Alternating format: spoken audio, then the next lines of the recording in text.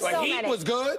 He started Al over Pacino. 100 I thought he was a films. touch overrated to tell you. Oh, Really? stop Wow. it. Tough Wow. critic. Wow. I like Whatever. 1900. How do you like that? Bertolucci's 1900. I can't talk to you right now. You said Heat was overrated. I can't talk to you right now. I Anyway. can't talk to you right A now. little bit insulted him a little bit. Whatever. We are Let's move so on. Good fellas. excited to have Robert De Niro here. He's going to talk about his new movie, Hands of Stone, so stay tuned for that. But we begin with the 88 Club. Madden 17 is out today. Des Bryant isn't happy with his rating of 90, according to the Dallas Morning News.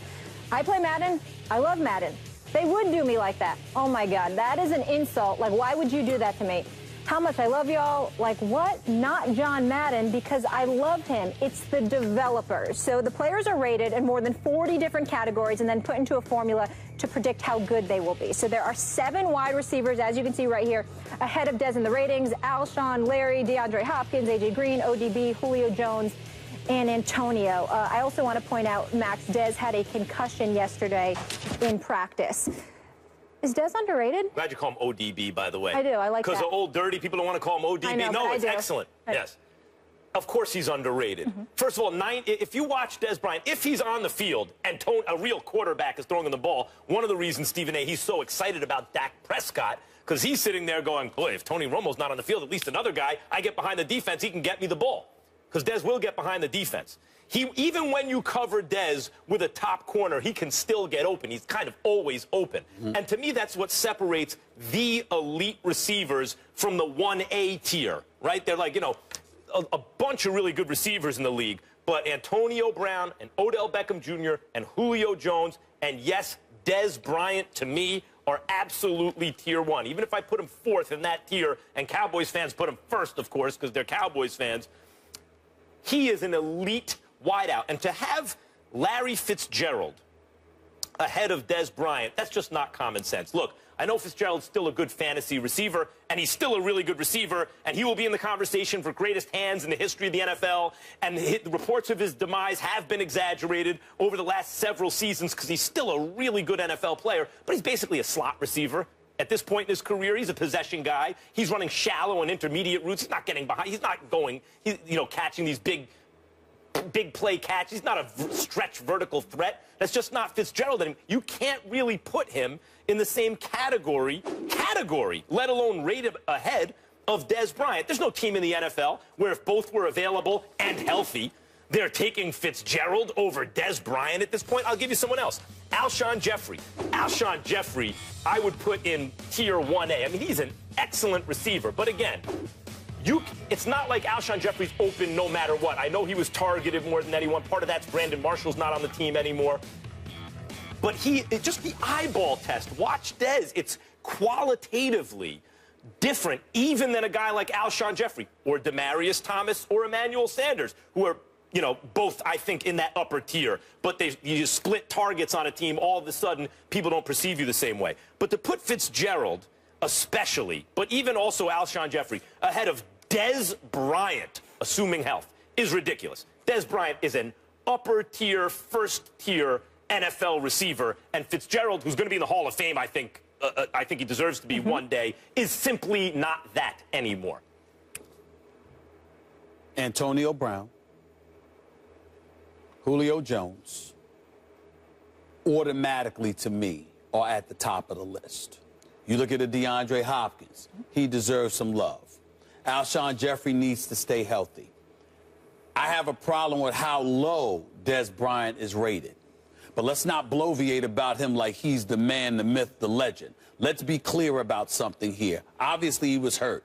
But even before he was hurt last season, his best season was like 93 receptions. I'm looking at his numbers right now, Max. His best season was 2013, 93 receptions with 1,233 yards, even though he had 1,382 yards the year before in 2012. We're talking about Des Bryant, 92, 93 receptions. We're talking about an Antonio Brown, 128, 136. We're talking about a Julio Jones, 136. We're talking about a DeAndre Hopkins, who was the quarterback last year?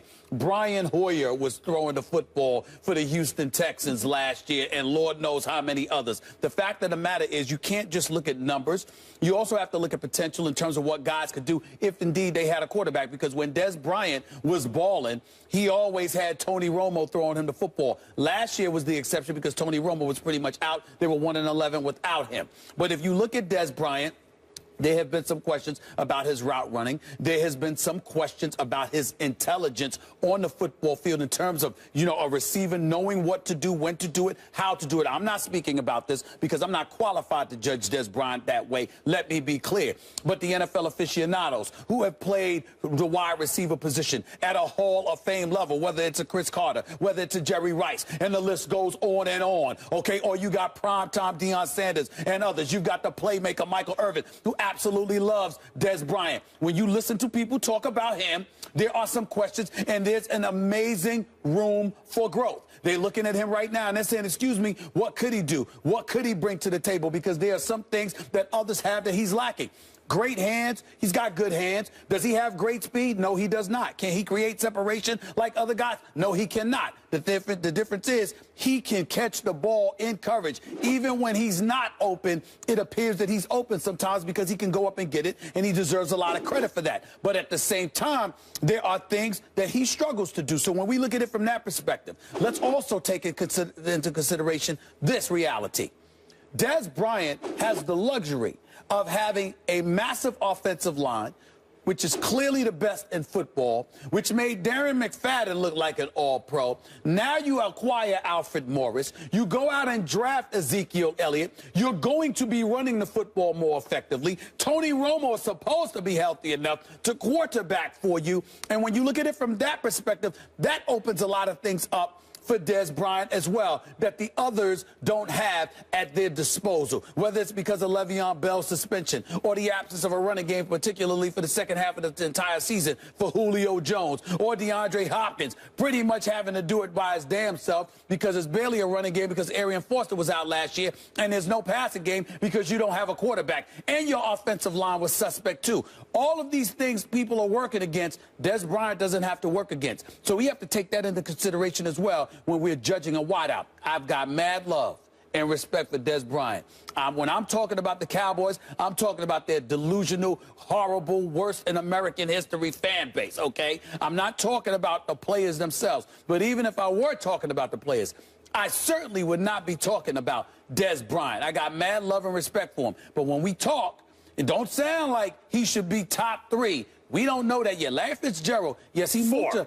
Top 4, I said. And by the way, I forgot DeAndre Hopkins. Right. He absolutely deserves inclusion. Okay, no problem. Yep. But when we talk about Larry Fitzgerald, moving to the slot is not a small thing. I mean, we thought Larry Fitzgerald... Who do you want? Larry Fitzgerald or Des Bryant? And it depends on what you're asking them to do. When? It depends on what you're asking them to do. No one is... Time out. Larry Legend coming off a good season. You nor anyone else in America is in no position to use win as a category when you're mentioning the Cowboys. You do understand that, don't you? I'm talking about Des Bryant. Okay, wait, what I'm to say. Des Bryant is a better receiver right now. He should be absolute. I can't even believe this is a conversation. I don't think it's controversial.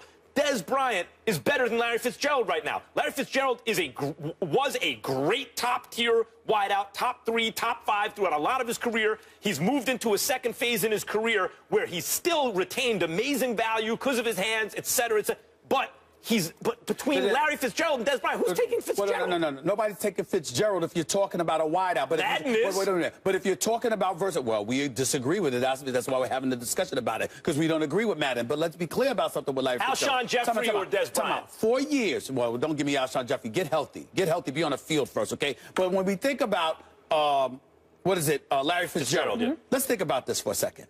This guy was an elite wide receiver at one point in time in his career. Obviously, he lost a couple of steps. They moved him to the slot. That ability to transition to the slot, I don't think Dez could play the slot. Dez is considered somebody that runs a limited amount of routes. Sure. He's not considered somebody that can run just any route that has that level of versatility. Now, I'm not questioning, again, these are what the football aficionados say. If you don't play on the field, you got to defer to them. I can watch you, but I'm also going to defer to experts. And this is what I heard, doing NFL Sunday last year and knowing the cats in the business that I know. I'm talking about NFL players, okay? To guys that I talk to, they say, yo, Stephen A., this is what Des Bryant is. He's a bad boy. He got talent. You got to respect, got to give him mad love and respect. But let's not act like he can just do anything. Des Bryant is a limited route runner. He cannot play the slot.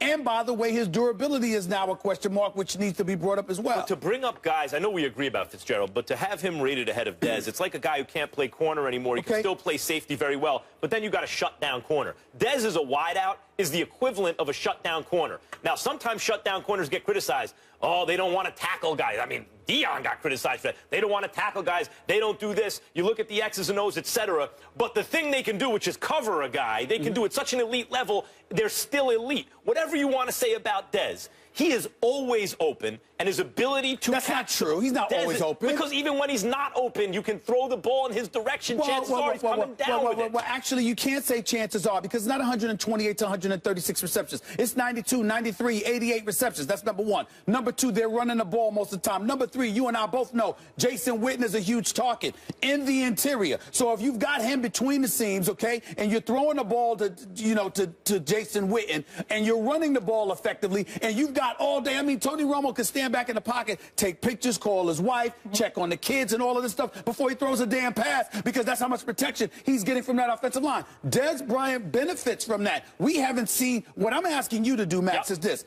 Imagine Dez Bryant playing with Houston with Brian Hoyer throwing him the football. Yeah, Imagine Dez Bryant he had struggles without a quarterback last year. There we go. Here's my question. We both take Antonio Brown over Dez. Yes. We both take Julio Jones. And I take Odell Beckham Jr. Do you? Right. Yes. Okay. Yes. I don't. Who else do you take over Dez Bryant? That's all I'm saying. Who else do you take? Because Madden takes a lot of other guys. I would say to you, DeAndre Hopkins. I would have. Okay, I'll even go with that. Who else? Let me just add Dez at 5. Okay, 5. That's okay too. But Fitzgerald, no. Alshon Jeffrey, no. Larry Fitzgerald had 109 receptions last year, career high. So he's coming off a tremendous year. Do you want Larry Fitzgerald or Dez Bryant? No, I'm going with the man. I'm going with the man, Dez Bryant. But wait a minute. Fitzgerald is one of my all-time favorites, the greatest hands, since Carter. But but respect where they're coming from with all the other names you threw out. I got it. Yep. But respect where they're coming from with Larry Fitzgerald. 109 receptions, moving to the slot, playing with Carson. I'm not arguing that doesn't have value. I prefaced it, but not as much value as Dez Bryant. Demaryius Thomas or Dez Bryant? I'm saying you don't know. Demaryius Thomas or Dez Bryant? Not after last year. I'm not going with Demaryius. No. Okay. I'm going with Dez. Okay, Emmanuel Sanders or Dez Bryant. All I know is I'm naming every good receiver in the league except for 3 for sure we have ahead of him, and Hopkins, arguably, that puts him in the top 5, tier 1. But you're not giving me individuals and imagining them playing with Romo behind that offensive line and running game. You're just looking at their production. I'm saying put them in the same situation as you would put Dez and tell me what they would do. I'm saying regardless, just take away the offensive line and all other variables. Do you want Dez Bryant on your team or Larry Fitzgerald today? Who do you want? Eliminate variables. The answer is Dez Bryant. Let me help you out with that. For one season or for the rest of your career? For right now, who do you want? Well, at 5. At 5. At 5. Right, and they have him lower. All right, let's get to another receiver that's pretty nice, and he might be working his way back into that conversation. This guy is on one today. Browns cornerback Joe Hayden He's allowed to dream. Spends a lot of time covering Josh Gordon in practice, and according to Hayden, Gordon hasn't skipped a beat. Hayden telling Cleveland.com that Gordon still looks the exact same as he did when he last played, and it's just crazy that he's looking a little bigger and still making it look effortless. Gordon can practice with the team during the preseason, but must serve a 4-game suspension to start the season. Stephen A., any issues with Hayden's comments? Yeah. And I'm going to tell you why I have an issue with Hayden's comments. First of all, I know Jay Hayden. That's my man. And he and I see each other all the time. He's at all the Cleveland Cavaliers games. I want to preface my comments by saying I am rooting for Josh Gordon. His heart's in the right place. I genuinely like him, and I hope that he does well. And I hope that his life is together. But I don't like anybody raving about Josh Gordon. Josh Gordon, to me, nobody should be praising him because we need to make sure he's going to be around to be praised. You showing up, practicing with the team and how you look, I have no doubt about Josh Gordon's skill. I have no doubt about Josh Gordon's ability. I have no doubt about, what he can do on a football field. The question is availability. The best ability is availability. And we don't know if Josh Gordon is going to be available. Let's just call it like it is. Let's stop playing games. Let's stop, just glossing over the obvious here. Everybody that loves football and anybody that's rooting for Hugh Jackson and RG3 is sitting back praying that Josh Gordon doesn't find himself suspended the game. He's going to miss the first 4 games, okay? But we are literally sitting back and praying that he's going to be available. And his situation is so precarious, so shaky, that the NFL basically modified its stance with the whole drug use issue by literally allowing him to be around the team and practice. What does that say? That means that's like therapy. It's like help. You're around the guys. You can be there, being around your teammates, working out, preparing for the season. It's all a very, very beautiful thing. Why is that necessary? Let's call it what it is. Because they're scared of what he's going to be able to do, what he's going to do to himself if he's not around his team. That's what they're petrified of. That's what this comes down to. And so for me, this debate, this argument, this discussion, or whatever you want to call it, it really emanates from the reality that Josh Gordon's availability is what's suspect here. I have no questions about his ability. Zero. I know that this dude is a Hall of Fame talent who can go out on the field and raise hell, just like Hayden pointed out.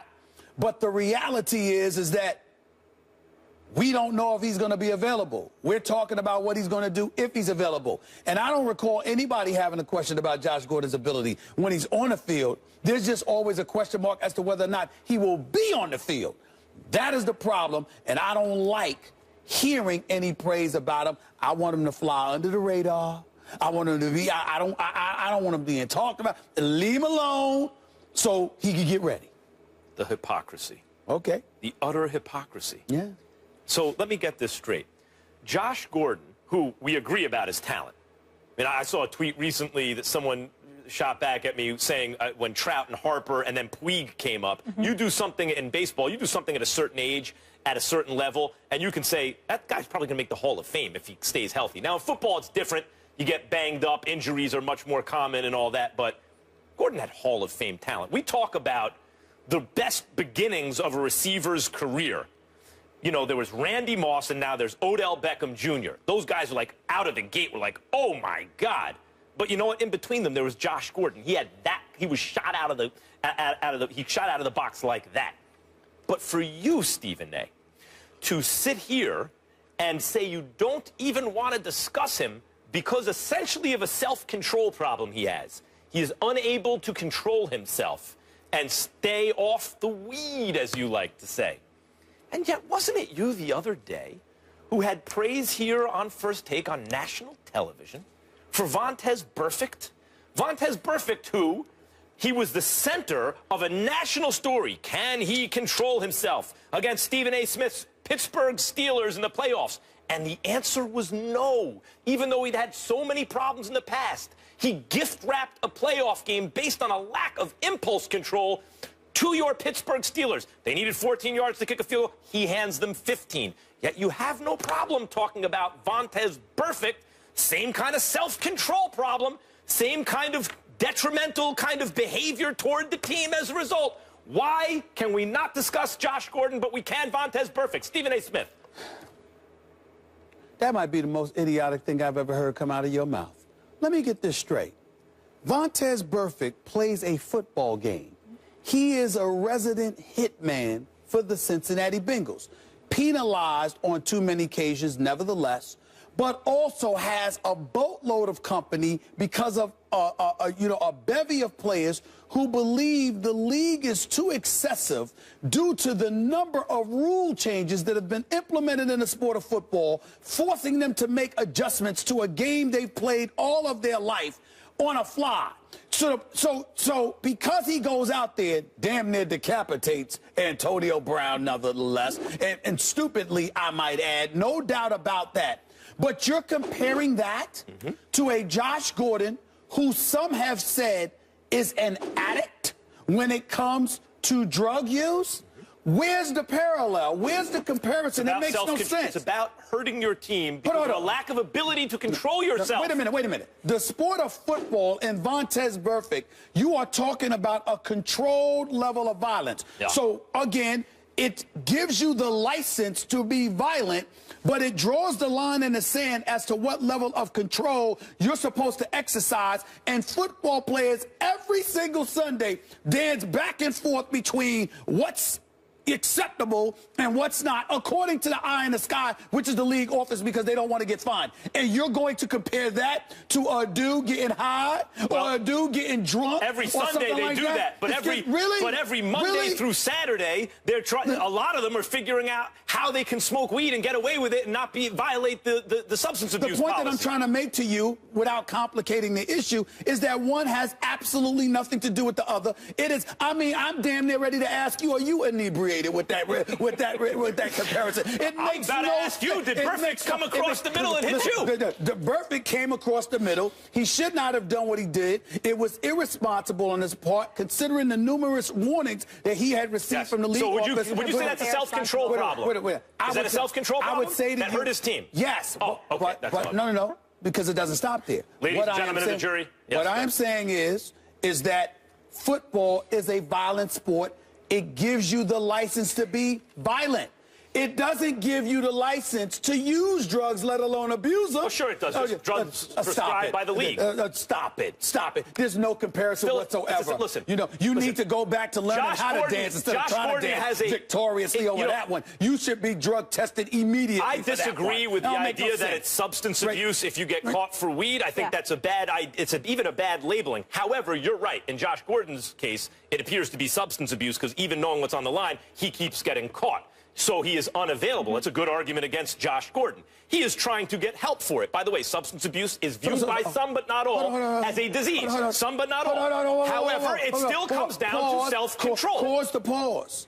You just acknowledged and admitted that I'm right. You just made a different point about Burfict, but you did not deny that I was right about Josh Gordon, and that is the point. And I am telling you, I'm saying it's okay to discuss these people. Not only are you wrong about Burfict, at the same time, it has no means whatsoever, no relatability whatsoever. They both fall under self-control. Sure it does. Zero. Both fall under They both fall under self-control. Really? He's right. Thank you, Your Honor.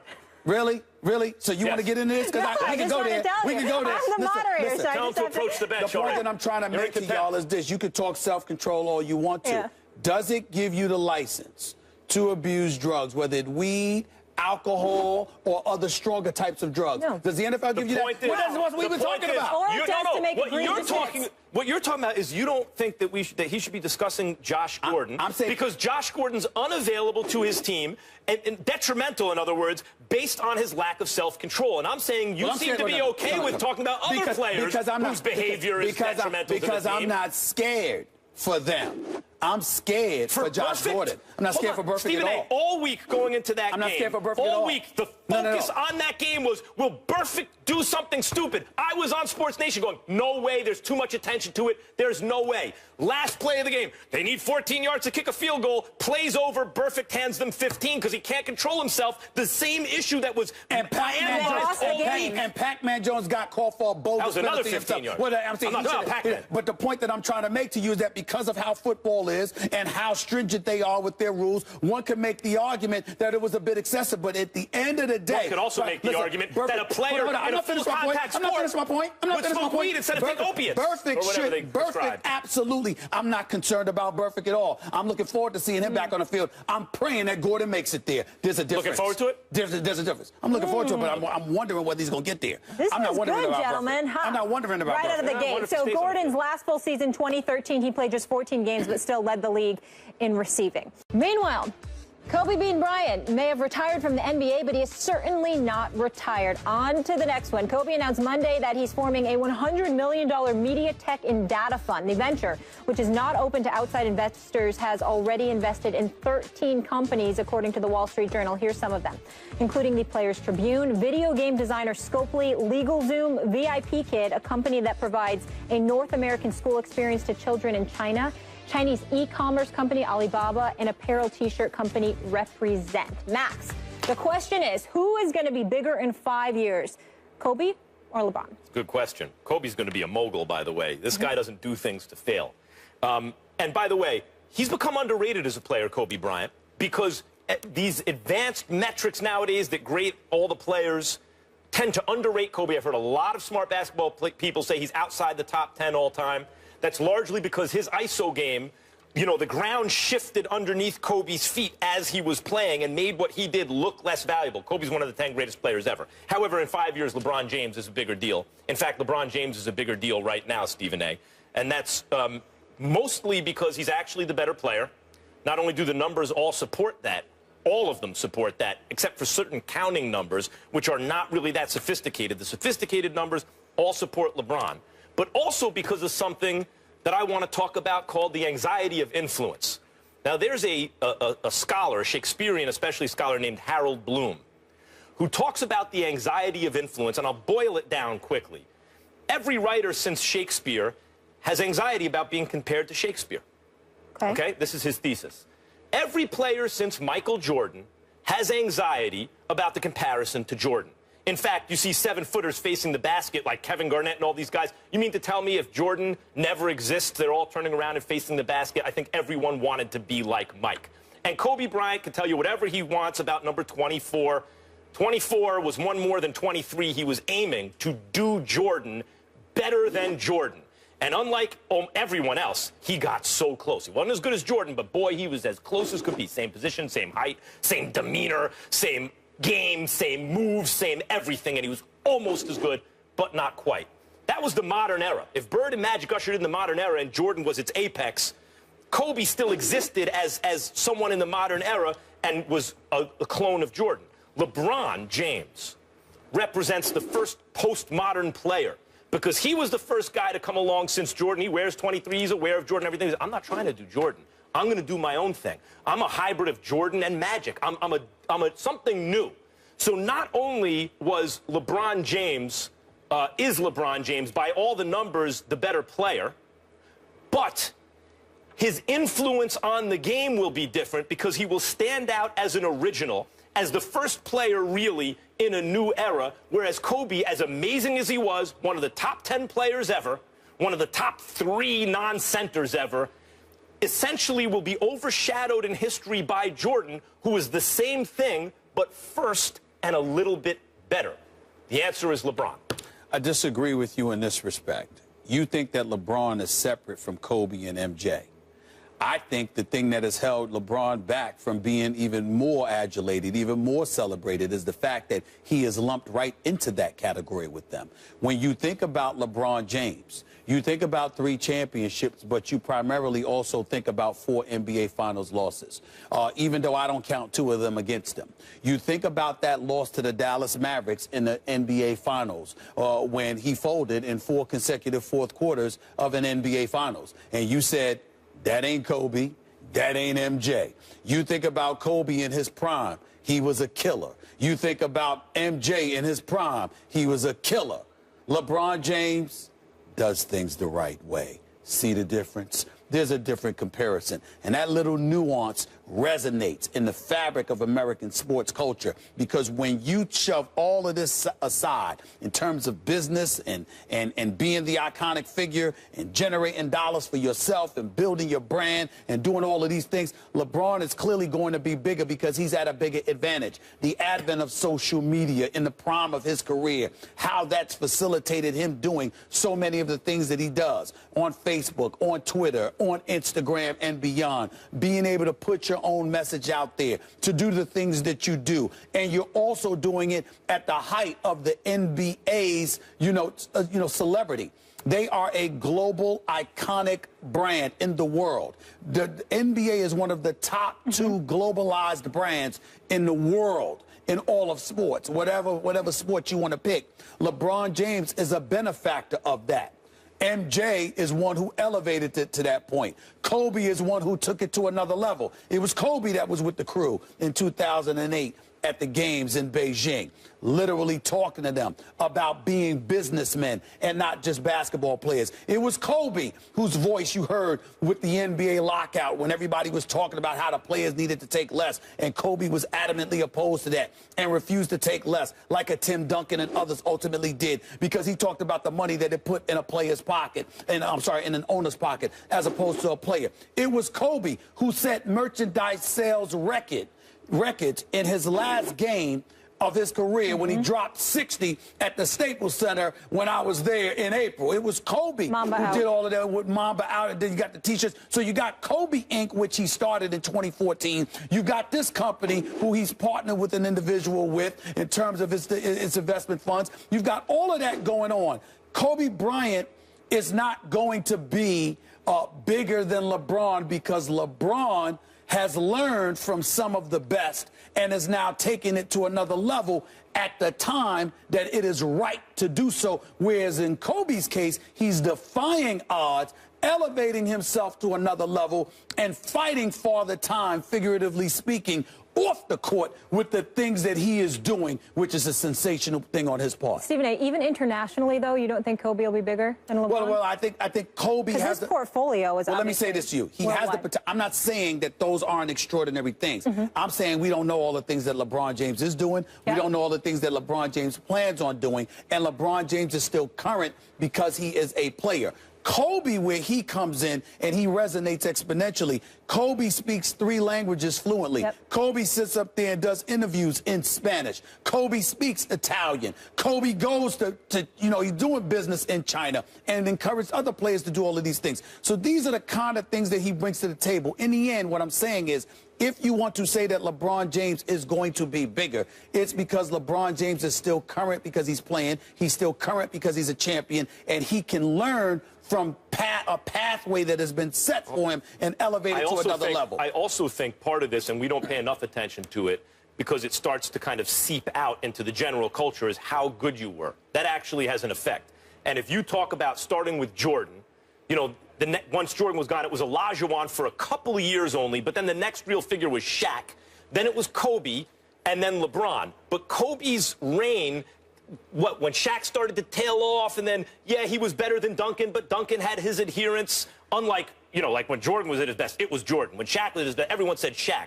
Kobe never really had universal recognition for an extended period as the best player in the game.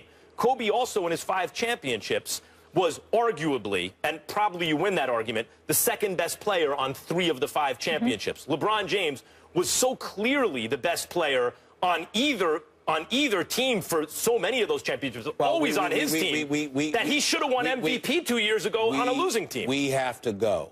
We do. But the bottom line is this.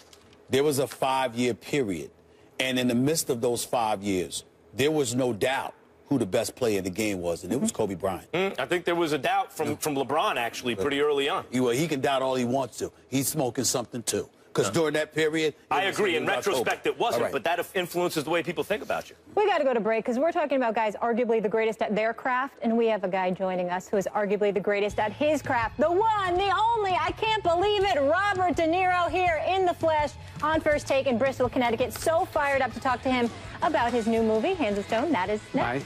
Hi. Hi, how are you? So excited. Hi. How are we doing? Hi.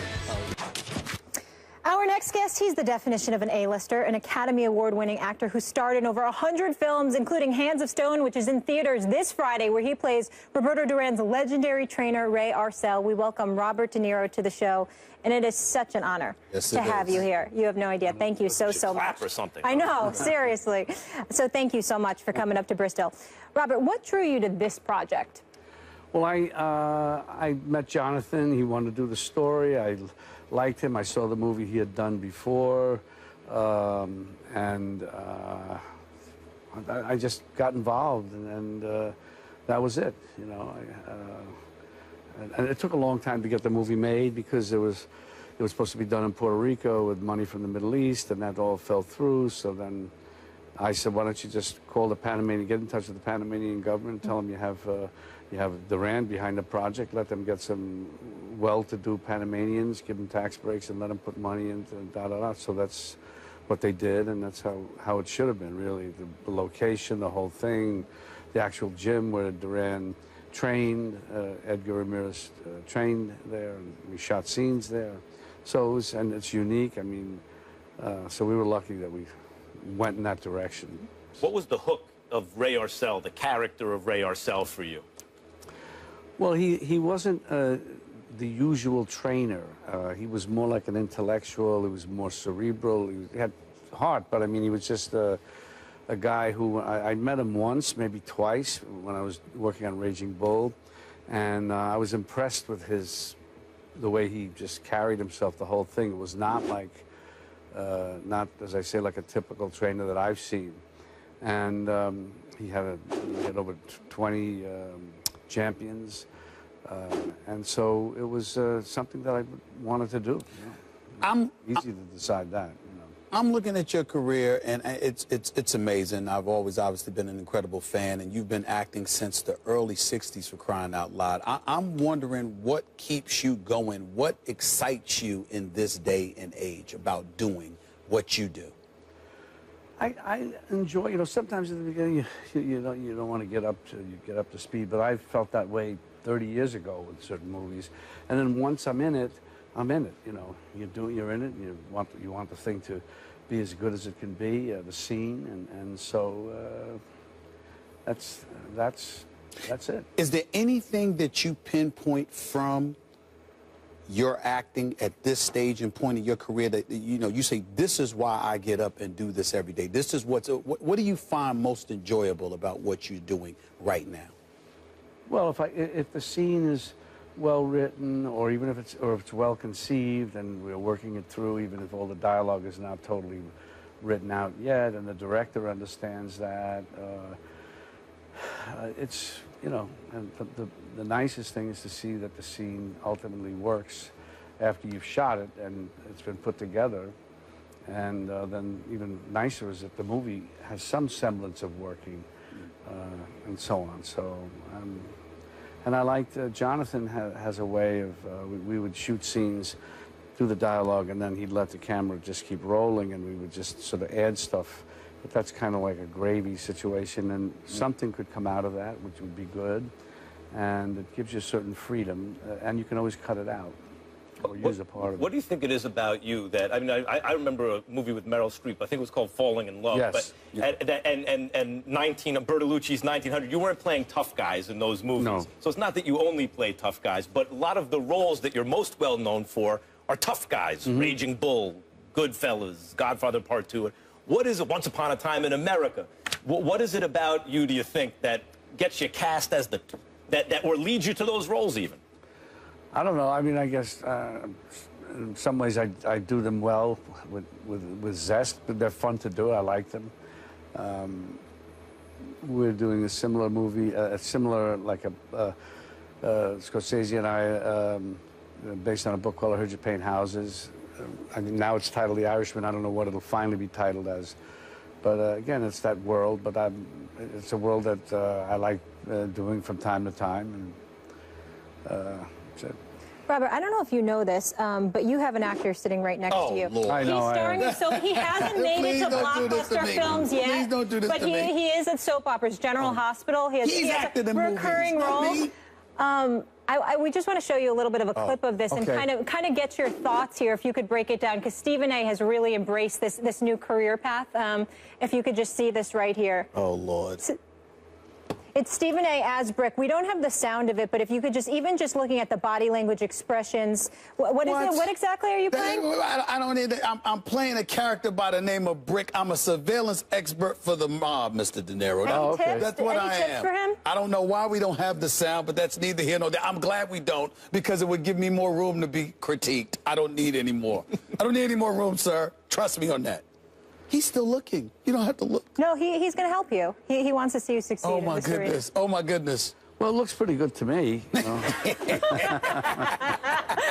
We didn't have the sound because we didn't want to embarrass you too much, Stephen A. Thank you so much. What would we Stella were looking Adler at. say about that scene? Oh, God, what's your action? But, you know, I have to tell you something. I saw the scene before, and I saw the dialogue. I heard the dialogue. It was good. You did a good job. Wow. I couldn't complain. Any I don't know tips where for him? Hold on. Just keep on hanging in there, kid. I need tissue. I need tissue. This is a very touching moment for me. Thank you so much. You know, Just don't be disappointed. Don't give up. Yeah, That's keep right. auditioning. Don't be disappointed. Don't give up. I'll keep up. I'll keep plugging. I want to ask you, because when you were doing this film, you know, he's obviously the man when it comes to boxing, but I'm a huge boxing fan. And thinking about Roberto Duran, what did you peel from doing this movie about him and what he went through, what he endured, you know, the whole no mas thing and everything else. That's what we think about when we think about Roberto Duran, and he knows better than me, but he's one of the greatest fighters ever. But we think no mas. When we think, what did you get from being down there, how everybody feels about him in this day and age in light of everything that transpired? I think Roberto is okay. He's doing okay. You know, he bounced back pretty well, all in all, and he's got a great energy, a great joie de vivre, if you will, and he's a very likable person.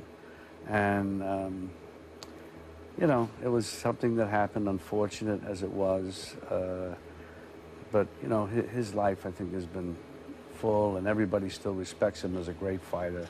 You can't take that away from him, no matter what he did. He took the, for whatever the reasons are. He said that he didn't say no mas, or this and whatever, you know. Yeah, it was no mas stuff. It was no mas. Yeah, there's no question. How do you separate yourself? Because you got to find, if you're playing Ray Arcel, this is Roberto Duran's trainer, for those who are interested, That's right. who trained him for a big portion of his career through the no mas fight, but then not after that. And you have to have a point of view about that. And your character obviously was so disgusted that he walks away from Roberto Duran. And this is a guy who I don't want to give too much of the movie away. It's based on a true story, but, you know, went up against the mob in a sense years before he had handled Duran. How do you, how does that affect your own judgment of Roberto Duran when you're playing a character who has such a strong point of view? And you got to find that as an actor, I imagine. So how do you feel about Duran? Does it color the way you feel about it because you're playing a guy who felt so strongly about no mas? No, I mean, I'm playing a character, and I'm taking Ray Arcel's position, which I certainly, there are many parts of me that can understand his position, and plus he's a great character, one that's easy to respect and like, so that was, and also feel the disappointment that when Duran did say, or did walk away from the fight, you know, it was a devastating thing for him, but it doesn't take away how much he cared about Duran and how much Duran cared about him and everything else, the respect he had for Duran. I want to ask you, Usher's in this film, obviously, and fabulous music artist. As a person that has obviously perfected your craft and is considered one of the elite in this industry, what are your thoughts about whether it's a musician, whether it's, you know, an athlete, whether it's a daggone talk show host, trying to do the kind of things that you guys do as actors? As an elite actor, what is an actor's opinion about those trying to come into your genre? You mean other actors? Yes. I'm talking about people trying to be wannabes, not other actors. I always say anybody who wants to be an actor, you should try it. I mean, I had a friend who was in his 30s and changing his whole life, and he was in the business world and so on, and I said, well, try it, you know, I'll help you in sort of recommending people you can talk to, but you just have to have the will. If you want to do it, you do it. In a real sense, you get little parts and, you know, around your actual day job, you know, a night thing or an off-Broadway type thing. You do it if you really want to do it. If you're not sure, if you think you're going to become successful at it, you're going to get a career out of it, then don't do it. That's you know, right. that happens if you're lucky, but don't do it for those reasons. Do it because you enjoy it. Because that's all that you can get. I can only imagine the grind and commitment to be successful in that field and level of competition. Robert De Niro, this was such a treat. Thank you so much. I'm sure you love being here in Bristol, Connecticut, but we appreciate you. Hands of Stone in theaters Friday. We will be checking it out, so we look forward to that. Enjoy your time here. Thank you. Thank you. Josh Norman opening up to ESPN, the magazine, in a piece that hits newsstands this Friday. He's on the cover, offering his opinion on a myriad of subjects, including Roger Goodell, saying the commissioner is horrible. He's straight horrible. He also said the Redskins name isn't offensive to him. Quote, I'm part Native American on both my mom's and my dad's side. It's kind of funny thing, though. A Redskin playing for the Redskins. And speaking of Goodell, Steelers player rep Ramon Foster is hinting at a possible 2021 lockout, saying that the issues are much bigger than pot.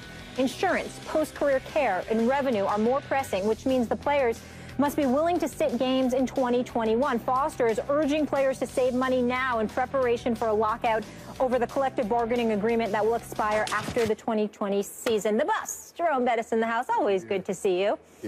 and excellent to have a player perspective on this. Do you think the players are overplaying their hand here? I don't think they're overplaying their hand. Actually, I think they are putting themselves in a good position because they're letting the NFL know right now, they're putting them on notice, saying these are issues that are very important to us that we are willing to sit out over. So I think in the long term, I believe it can help the negotiation process. But, again, they have to be willing to go through with the threat. It's not, you know, it doesn't do anything if you're not willing to go through it and the players aren't united in this stance. I don't think it's overboard at all. I think that the players have got to batten down the hatches for this labor negotiation. Now, the going theory, you know, like about the NFL Players Union, the reason they get squashed in these negotiations, other than the fact that the NFL is really running a monopoly on professional football in the United States, in the sense that if you're one of the best players in the world, you've trained your whole life since the cradle to be one of the best players at what you do that's highly competitive, so it's such competition for it, and objectively you're up there. You want to get rich doing it, you got to play in the NFL.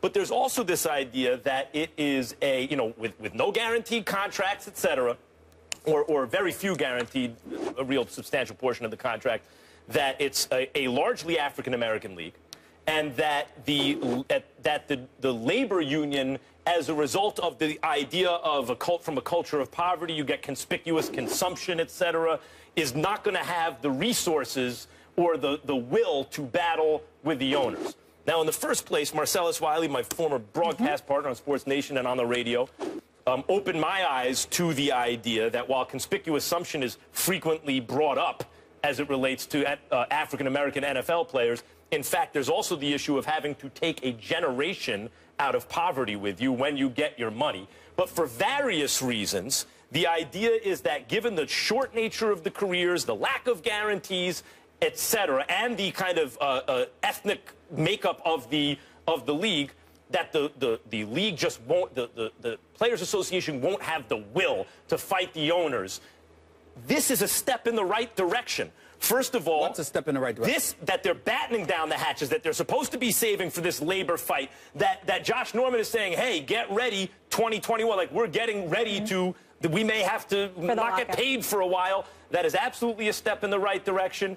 As progress is made in this country along those lines, I think this is a good sign. I think that increased familiarity with what it takes to run a successful union will help the NFL Players Association, and I applaud any player who speaks out on this topic and tells everyone, hey, get ready. Well, there's two separate topics to consider. If you're talking about Josh Norman, talking about Goodell, he's perfectly within his right to feel the way that he feels. I don't imagine why. It's not like he's James Harrison. It's not like anything happened with him, with Roger Goodell. And when you say Roger Goodell is awful, then you need to substantiate those claims by highlighting what you think he's awful about.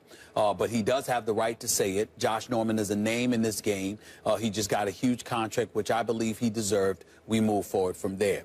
When we go to the question of whether or not the players are overplaying their hands, and we talk about Ramon Foster for the Pittsburgh Steelers, I would beg to differ with the both of you. I would say they are overplaying their hand. I would say it's ill-advised because, and I'm going to break this down, and you'll appreciate this as a former player, Jerome. Here's where I'm going, Max. As a man who has covered collective bargaining negotiations now for 20 years, public perception is incredibly important when it comes to the players. So, considering what's a big, big deal with players at this juncture, although we know there are a bevy of things to negotiate when it comes to a collective bargaining agreement, in the end, what are the players griping about most conspicuously? It would happen to be the authority of the commissioner when it comes to disciplinary matters.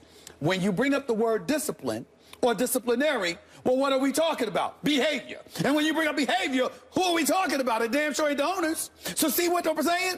You sort of knock yourself off the pedestal to some degree, because if you're Ramon Foster or you're anybody with the Pittsburgh Steelers, let me be the first to say there's 1,800 players in the National Football League. You'd be hard-pressed to find 15 to 20, more than 15 to 20 that cause problem year to year. The vast majority of NFL players are good dudes, working their tails off, fighting their behinds off to make a career for themselves. I'm not here to cast any aspersions on a body of players. But those few ignorant fools that find themselves in these precarious situations, when you talk about fighting and you talk about the problems of the commissioner, that's where your problem lies. They should shut the hell up. Here's the person who should be speaking. Drew Brees, Bountygate, commissioner overstepping his bounds. You see this guy right here, clean cut, white, star, model citizen, blah, blah, blah, blah, blah. You know who else should be speaking here, Max? Tom Brady, clean cut, white, superstar, champion, all that. See, you see, time. Here's the problem. Because if you're Ramon Foster and you're complaining, who's your teammate? James Harrison. Good dude, but not the image that I just highlighted. And who are your teammates? Martavis Bryant, who I will deal with later on in the show, that wanted to attack me on Twitter yesterday. I'll deal with that a little bit Twitter later. beef. So you got Martavis. There ain't no Twitter beef. I was making a beef joke. is implying that there's a contest. There will not be one. Okay. I'll deal with that in a minute. Beef? The point is this: you've got Martavis Bryant, who and then you got a guy that I like in Le'Veon Bell.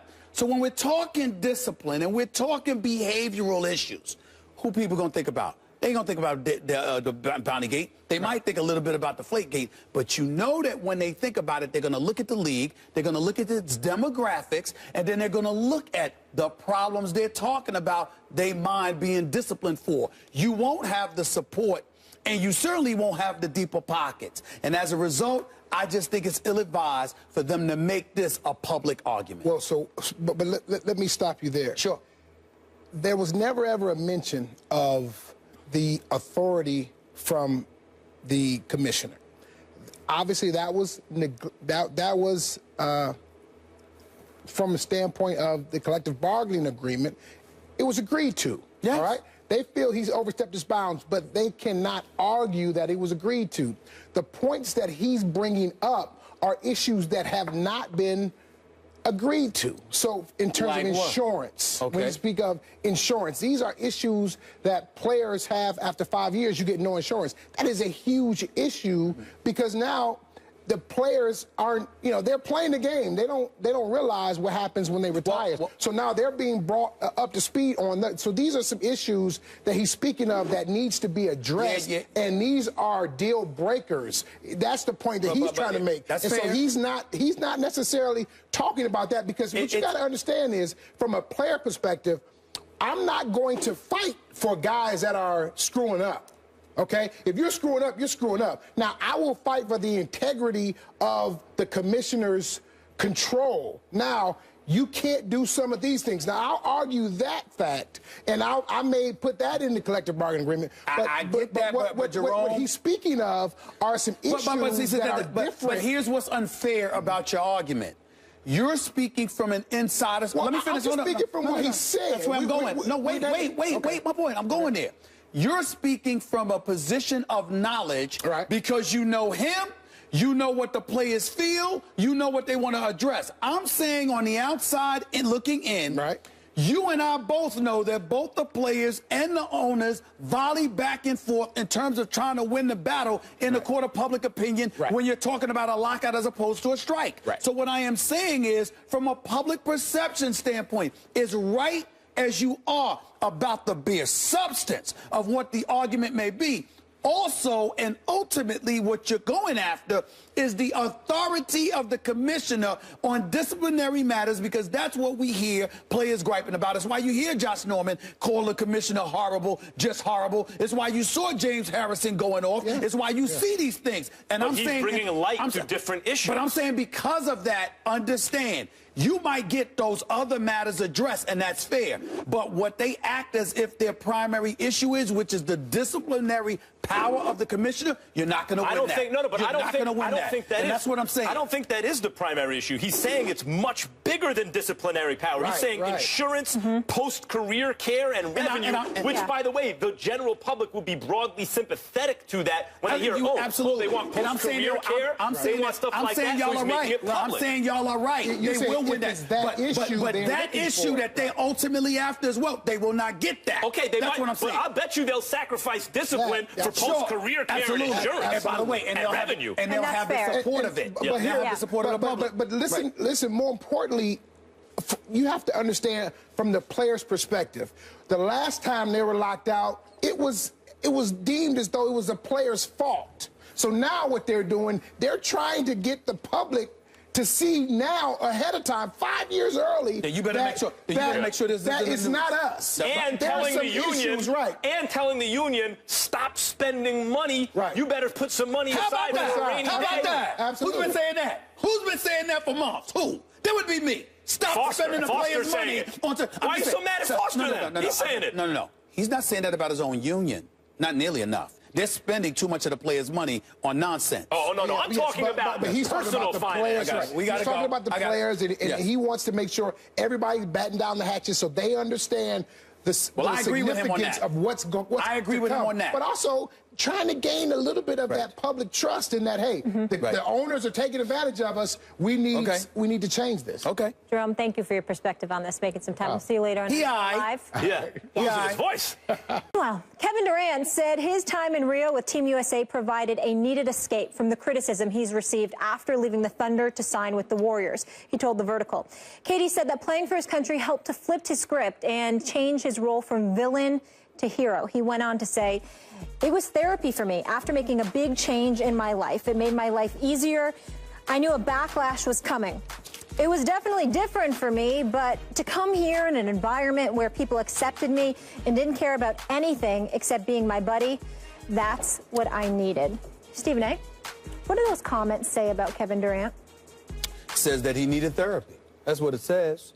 It says that obviously he's a sensitive lad who cares a lot about what people think, no matter how he tries to deny it. That is not a crime. It is not something to be insulted about. It is not something to be criticized about. I've said on many occasions, regardless of my feelings about Kevin Durant going to the Warriors, it doesn't negate the fact that he's one of the top 3 players in the world, and he's a really good person. You know, at his core, the things that he's done in the communities, various communities, but particularly in Oklahoma City while he was there, the kind of disposition that he has in terms of his humility and his decency as a person, Kevin Durant is a good guy. It's just that I'm getting to the point where I'm getting tired of having to preface my comments by speaking about how good guys are. Melo's a good dude. You know, LeBron is a great dude. All of these guys are good. We're talking basketball. And what I will hold against Kevin Durant with the whole therapy thing is that I think it highlights a bigger issue that's going on in the world of sports. Charles Barkley has alluded to it on many occasions doing the outstanding job he does during the NBA season for TNT when he talks about how sensitive these guys are. This is basketball. We are talking basketball. And I am not backtracking from a damn thing that I said about Kevin Durant going to the Golden State Warriors. This may very well end up being a very successful season for him. But it may also be uncomfortable. And if it is uncomfortable, Kevin Durant deserves for it to be uncomfortable. Because when you are a superstar and you are one of the top 3 players in the world, in my opinion, you go to anybody but the team that beat you.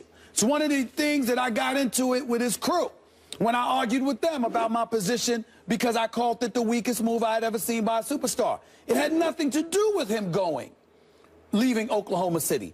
It has nothing to do with him going to a contender. It has everything to do with the fact that you went to the team who beat you 1 game away from the NBA Finals. 48 minutes. Not once, not twice, but 3 times because you were up 3-1. And that's the team you go to? That's my only issue. And the colossal shift in the balance of power during the regular season is just a huge turnoff. But that's just for me. For others, it may not turn you off at all. What's happening here is Kevin Durant is making it clear that he's not who you want him to be or who we want him to be, most basketball fans or sports fans. And that not only in terms of he's a killer, he's like Jordan, he's like Bird, he's like Magic, he's like Kobe, he's like LeBron even, what LeBron has developed into. He's not that way. That's not him. And not only is he showing that he hasn't That's not who he is. He also hasn't internalized the lessons everyone's trying to teach him. And you got to be a killer. You can't care about what anyone thinks. You shouldn't join your rival that just beat you. You should want to join a team that's no good that you put over the top. Not only has he not internalized those lessons, because, sometimes a guy pays lip service to it, but, he's telling everyone what they want to hear.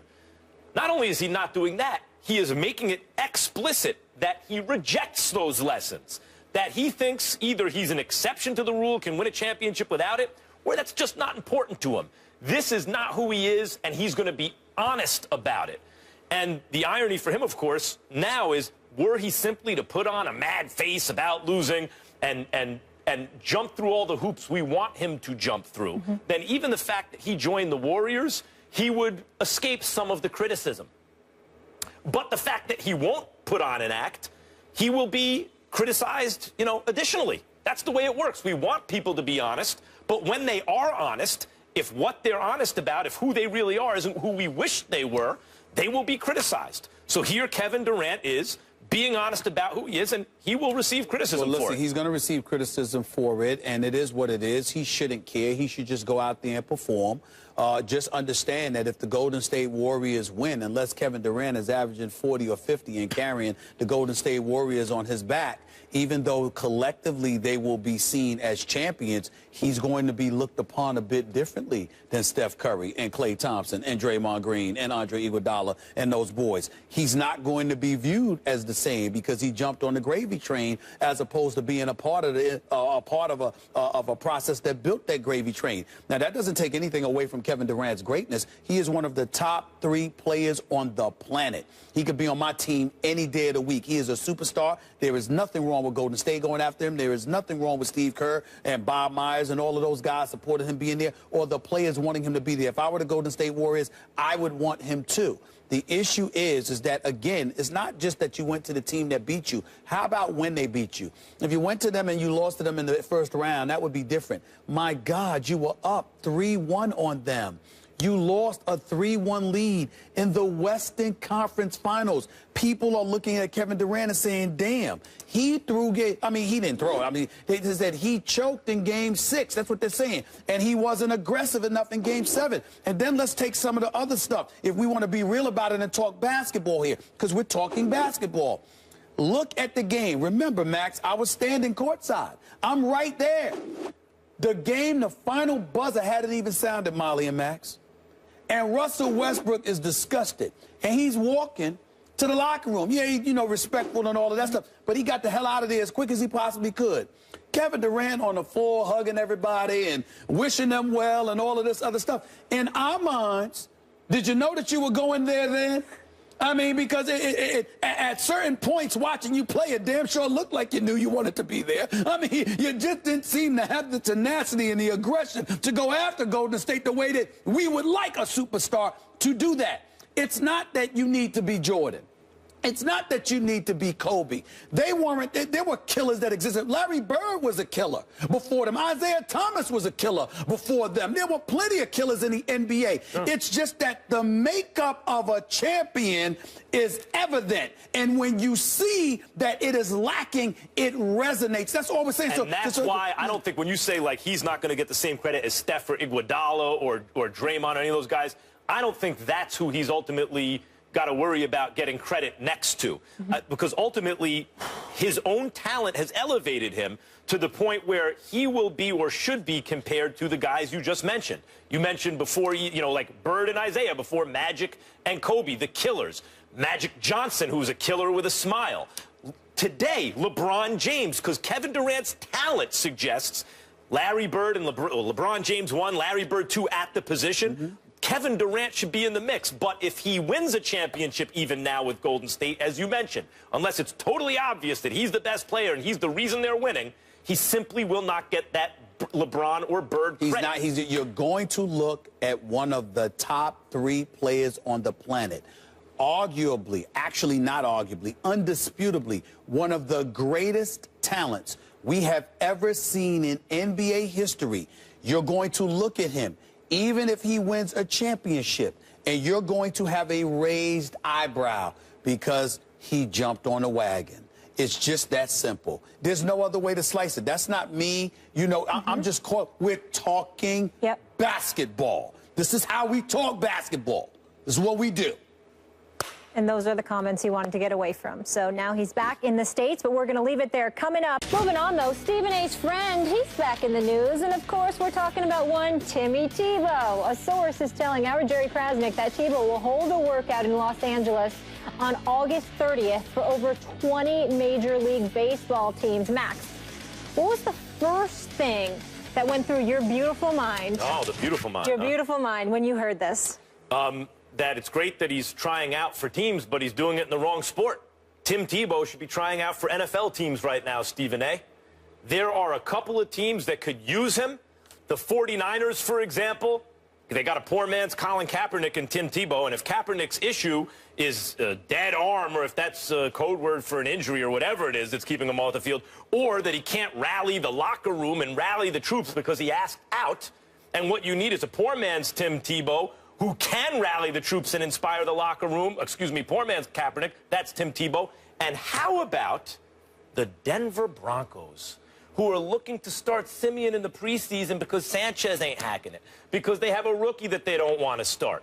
How about the Denver Broncos, who won the Super Bowl last year with a quarterback who threw 9 touchdowns and 17 interceptions? Do you know what Tim Tebow, who is 7-4 lifetime as the Broncos quarterback, I may add, lifetime, he's not 9 touchdowns and 17 interceptions. He's 17 touchdowns and 9 interceptions. If he were in football shape, he would be worthy of at least a look by the Denver Broncos. I know what I did to you just then. You're making him very annoyed, I think. We sprung this on him. Just so America knows, Molly was aware of what you were going to say. Blindsided. You were aware of what you were going to say. The producers here at First Take were aware of what you were going to say, but nobody told me. I was not aware of this. Because, see, they know that I would not have allowed this subject on the show. The fact that you would sit up here with a straight face and talk to me about how Tim Tebow should be a quarterback. See, this is the nonsense that folks get into. Let me be very, very clear, because I'm trying to be nice. He's going to try out for Major League Baseball teams in about a week or so. He's my friend. I don't root against him, but the fact of the matter is I'm a realist. I am a realist, and the man cannot throw. And see, what the shame for all of you, you and all of you, So like my grandmother. all of you. Here's the problem. Everybody wants to shove aside the criteria that comes along with being a professional quarterback. What y'all do is so disrespectful to NFL quarterbacks everywhere, because they have an obligation to know how to throw the football. They have an obligation to know how to stand in the pocket and actually fling a football. Their definition of playing a quarterback is not running the football half the damn time, okay, which is what Tim Tebow does. You know this. Everybody does this. It's a shame. It is an absolute shame. And by the way, when he lucked up and threw that touchdown pass against the Pittsburgh Steelers, when he connected with Demaryius Thomas on a slant pattern that he scampered 80 yards for to win a playoff game. When he went 7-4, I can't look at it. When he went 7-4, okay, here's my question to everybody. What year was that? What is it, 2011, 2012? Which year was that? I don't even remember the year. I try to scratch it from the crevices of my mind because it's one of my most painful experiences watching the NFL. Yet here we are. It is the year 2016. Tim Tebow has been irrelevant as an NFL player for at least 3 years. At least 3 years, okay? And here y'all are sitting here talking about him. Y'all should be ashamed of yourselves. All of you should be ashamed of yourselves.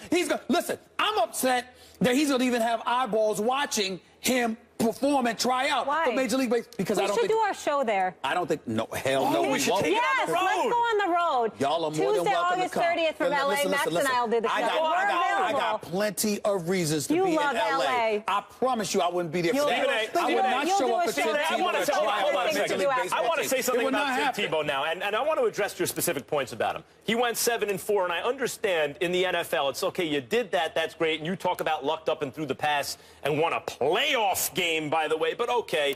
Part of it is the evaluators look and see, is what you did repeatable? In other words, yeah, you did it, but it's a small sample size. And what we're talking about here correlation, like you were the quarterback and they won, or is it causal? We won what because the hell are you talking about? We won. I mean, I don't even understand what you're talking about. We won because you were the quarterback. Now, I don't know the answer to that question. I don't know if he lucked up or if he inspired his team to win. But we will never know if he never gets another chance. How would you know? It's that bogus nonsense right there. So he's inspirational. Yeah, he is in a full contact sport. Y'all need to stop it. Y'all need to stop it. In a full contact sport, that stuff matters. Listen. I don't want the Christian coalition out there coming after me because I get on Tim Tebow. Because when you say inspiration, you know where I'd go. You know where I'd go with that. I don't even want to get started. My mother loves Tim Tebow, okay? I need to watch my mouth because Mama's watching me. Y'all make me sick. This is nonsense. Let me tell y'all something right now. Let me tell y'all something right now. Oh, please, let me tell you something right now. Tim Universe Tebow is telling you something. Your mama, listen. You're the co-workers. Excuse me. Speaking Tim Tebow is trying out for Major League Baseball, and they're sending teams to flock for him. Do you know what, as a quarterback, this man's a two-time national champion. He's a Heisman Trophy winner. So he can play at a certain level, right? Listen to me. And still, we sit here. Do you know that Terrell Pryor is probably a better quarterback than Tim Tebow in terms of throwing a football? They moved him to wide receiver. Okay? Are you kidding me? But Tim Tebow, who's been away from the game, who got stained and contaminated by Rex Ryan in terms of how you use a quarterback on an offense. And before that, he had only completed 46% of his passes. And y'all talking about him being a quarterback. Y'all are ridiculous. I got to say something else about technique and that kind of stuff. Please, go ahead. Wax eloquently. Why did you become a scout? Because if you go sit there trying to sell me, if you're going to sit there trying to sell me on Tim Tebow being a quarterback in the NFL, I mean, why don't you just become a scout? Technique and even passing percentage, all that stuff is a means to an end. Now, even if for the vast majority of people who ever lived, you simply can't get by without it, that doesn't mean for everyone. There are always exceptions to rules, and maybe, just maybe, Tim Tebow in a full contact sport, I agree, doesn't look like a great quarterback, but he's a football player. He's athletic. Maybe there's something about Tebow that is clutch enough. He always does better in fourth quarters than the first three quarters. That is inspirational enough. Whatever it is, I just can't take it. I can't take it. I'm not dealing with this. I'm not dealing with this. It's all a mute point because he's a baseball player now, gentlemen. Football's over, and I want to do the show there. You're the boss. Can we do the show there? Hold on. That's exactly my point. You just brought up the biggest point. What? This man is trying out for baseball. But we talking football because somehow, some way, we know his behind ain't gonna be no baseball. Of course player, not. Okay, and he ain't no football player. What Tim Tebow? The Broncos need a quarterback. Here's what Tim Tebow needs to do. They win a playoff game with Tim Tebow. Tim Tebow, listen, leverage is everything. They win a Super Bowl with a guy who threw 9 touchdowns and 17 interceptions. What Tim Tebow needs to do, I'm gonna tell you what Tim Tebow needs to do.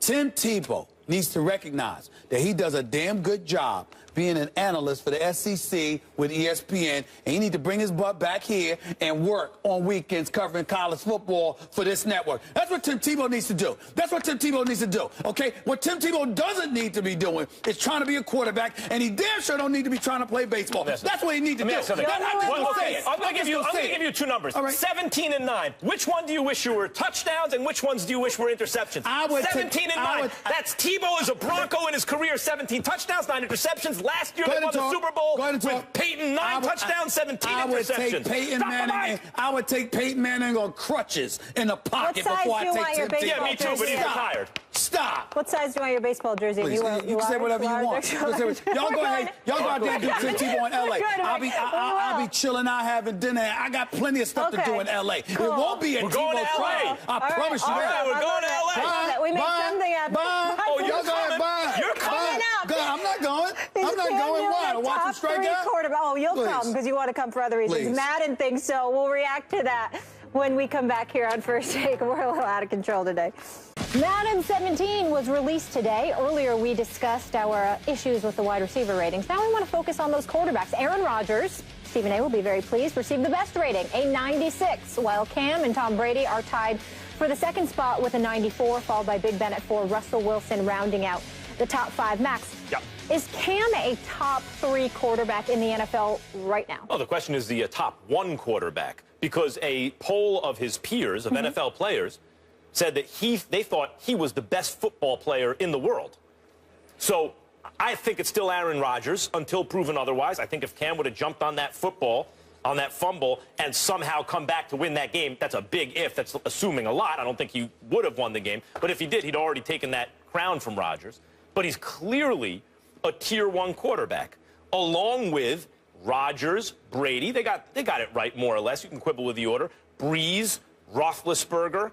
I mean, these are the best. And Russell Wilson, which he actually played the best quarterback in the second half of last season.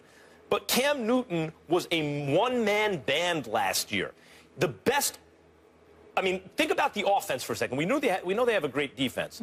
The offense, the best receiver was the tight end, and Cam Newton, was the best running back. The quarterback was the best running back. That's why he led the league with 50 touchdowns, 6 more than the next best guy, who happened to be a guy called Tom Brady. And for those, Stephen A., who would say, well, look what happened in the Super Bowl. The Broncos dared him to pass, and he couldn't do it. Right, because the Broncos, in fact, had one of the greatest defenses of all time last year. But because it didn't result in one of the highest sack totals, because the game is played differently now, the manifestation of their greatness on defense was actually their secondary. So, yes, if one of the greatest pass defenses of all time dares you to throw, and without real weapons except your tight end, you can't beat them that way, does that mean you're not the best quarterback in the game? No. I still think it's Aaron Rodgers. I got no problem with Cam as high as 2, but certainly Tier 1. Cam Newton is a Tier 2 quarterback. I said it 2 weeks ago. I said it a week ago. I'm going to say it again. Last year, he was the league MVP. Last year, he was a superstar all-around talent. He was a dual threat. Carolina used him effectively in play-action passing situations. The deep ball was relatively effective for him last year, more so than it had ever been. And if you're going by 1 year, I have no argument with you. But when I label a guy Tier 1, it's not just what you've done for me lately. It's what you have done. It is your body of work. And before last season, Cam Newton did not even belong in the same category of any of the people that we have mentioned. By the way, in terms of deep ball accuracy, adjusted completion percentage, and all of that stuff, where you get on Pro Football Focus and all of these other places, Ben Roethlisberger was actually more efficient than Cam Newton. Ben Roethlisberger's issue is durability. His issue is not what he can do when he's on a football field. So when we talk about Cam Newton, unless you want to give me 6 Tier 1 quarterbacks, I'm going to go with 4 automatically that I would put above Cam. I would put Aaron Rodgers. I would put Tom Brady. I would put Big Ben Roethlisberger ahead of Cam Newton. I would put Drew Brees ahead of Cam Newton. And I'm debating whether or not it would be Russell Wilson. Now, Cam is in that conversation. That's Tier 1. You just named all of Tier 1. What I said is, unless you're giving me 5 to 6 guys who belong in Tier 1. Can we talk about Roethlisberger? Hold on.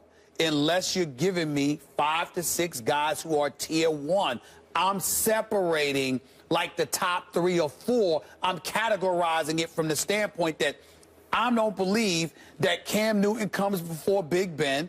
I don't believe he comes before Drew Brees. I don't believe he comes before Brady or Aaron Rodgers. If you're saying that he belongs in Tier 1 with them because he would be the 5th, then that's different. I'm not putting him ahead of them. Let's talk about Ben Roethlisberger. They come before him. That's all I'm saying. Let's talk about Ben Roethlisberger, who any given year you could argue he's actually the best when you consider who you want in the playoffs, et cetera, when he's on the field. I agree. I love Ben Roethlisberger, and he's actually, in a way, underrated because he maybe used to be overrated in the very beginning because he was on a good team. But anyway, he's playing behind a great offensive line. That offensive line is great. I mean, it was so great that Le'Veon Bell, who's the best running back in football, when he's on the field, goes down, and they hardly miss a beat because D'Angelo Williams, who's a good running back, but looks like a great one behind that offensive line. Antonio Brown, who the best argument could be made that he's the best wideout. I don't know, give Odell Beckham that offensive line, et cetera, and let's see what happens. The point is, you put Cam Newton behind that offensive line with Antonio Brown and Le'Veon Bell or D'Angelo Williams, you want to see what kind of numbers Cam puts up then, and then switch it and put Ben Roethlisberger on Carolina, where all he's got to throw to is a tight end. Now he has Kelvin Benjamin back, yes, but last year, all he had to throw to was a tight end. And you tell me how many touchdowns he's going to score. So they're doing this and rating Cam ahead of Roethlisberger, and Cam wins the MVP. even given the fact that Roethlisberger has more offensive weapons and plays behind a better offensive line. As much as I love Ben, Cam's better. Listen. When it comes to being long-winded, you even put me to shame. Not so true. I give you that. Yes, it is. It's absolutely. When it comes to being long-winded, you are the undisputed champ. And not at all. Not at all. But here's what I'm going to say, and I'm going to close it out by saying this. Funny. Cam Newton has been in the league for 5 complete seasons. He's entering his 6th year. Only one time has he thrown for 4,000-plus yards. Only one time, I'm looking at him, has he completed better than 60% of his passes. And how old is he? Hold on. How old is he? Hold on. Wait a minute. I said my definition of tier 1 is a body of work. I am in no way saying what Cam Newton won't be. I think he's going to be a superstar. What I am saying, and the difference between my position and yours is, you have to prove it to me more than one season before I give you that title. Is a superstar. Use common sense. Look at his age. He's not going to get worse. He's getting better. You don't know that. It's football. Well, he's at least you don't know that. In his prime. You don't know that. It's football. I need to get to the bottom of this next subject. Coming up, Martavis Bryant came for Stephen A. on Twitter yesterday. Stephen A. has a response. Don't miss it. First Take is brought to you by Liberty Mutual Insurance. Liberty stands with you. And Sully, the untold story behind the miracle on the Hudson, in theaters September 9th. Steelers suspended wideout Martavis Bryant responded to a First Take tweet from July 29th where Stephen A. was critical of the receiver, saying, "This is coming from someone who never put on a helmet. We'll see who gets the last laugh. It ain't over." And then Stephen A. responding, "My man, don't come at me like I'm against you. I'm for you, but you messed up and you may cost your team, period." And then Brian went back at our Stephen A. "One thing about me is I never cared about people who judge me based off my mistakes, especially someone who judges you and bash you every chance they get when you're making life changes. I have no respect for that dude." Stephen A., were you surprised Bryant came at you? I was a bit surprised, very, very disappointed, but at the same time, I don't really care. Let me be very, very clear. I have, I will, and I will never stop getting on guys who are costing themselves money and blowing their careers because of drug use. It's that simple. I'm not talking about guys who are not costing themselves. Like I tell people all the time, I'm cool with Snoop Dogg, and we all know what Snoop Dogg will give new meaning to a green room now. Yeah. You never heard me say a word about him. Why? Because it's not costing him money. Martavis Bryant has been suspended for the year. He cost himself.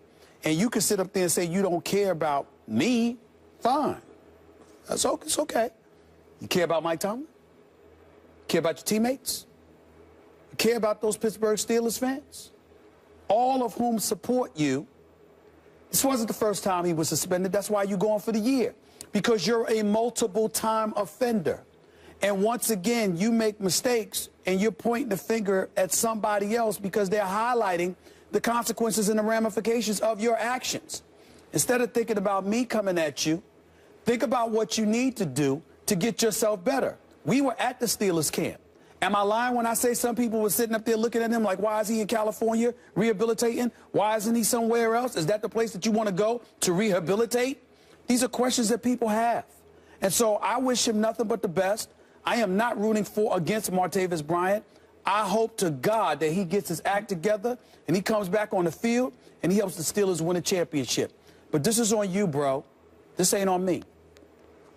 Yeah, nothing to add there. Yep. He says he's making changes, so hopefully that is the case. You're a Steelers fan. You want to see him on the field. He said that last time. Everyone here wishes Martavis Bryant well. I think it's fair to say everyone's rooting for him. Yes, yes, yes. We'll see y'all tomorrow. Usher will be on the show.